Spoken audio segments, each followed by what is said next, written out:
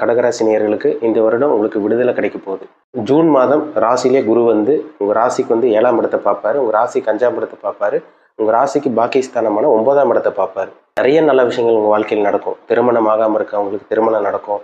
புத்திர பாக்கியம் இல்லாமல் இருக்கவங்களுக்கு இந்த வருடம் புத்திர பாக்கியம் கிடைக்கும். கூட்டு தொழில் சக்ஸஸ் ஆகும், வெற்றி கிடைக்கும். வேலை இல்லாமல் இருக்கவங்களுக்கு இந்த வருடம் வேலை கிடைச்சிருங்க. ராசியில் இருக்க குரு நிறைய நல்ல விஷயங்கள் கொடுப்பாரு. கஷ்டப்பட்டு இருக்க கடகராசி நேயர்களுக்கு இது ஒரு பொற்காலமாக உங்களுக்கு அமையும்.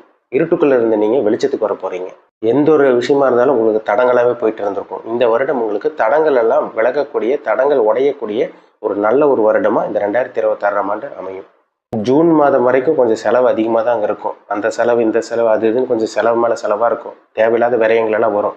ஆனால் இந்த வருடம் ஆரம்ப பகுதி ஒரு 5 மாதம் கொஞ்சம் செலவுகள் இருந்தால் கூட ஜூன் மாதத்திலிருந்து கொஞ்சம் விரயங்கள் எல்லாம் உங்களுக்கு கம்மியாகும். விரயங்கள் எல்லாம் கொஞ்சம் கண்ட்ரோலுக்கு வந்துடும். கடகராசி நேயர்களுக்கு இந்த வருடம் ஒரு அற்புதமான வருடமாக இந்த வருடம் உங்களுக்கு இருக்கும்.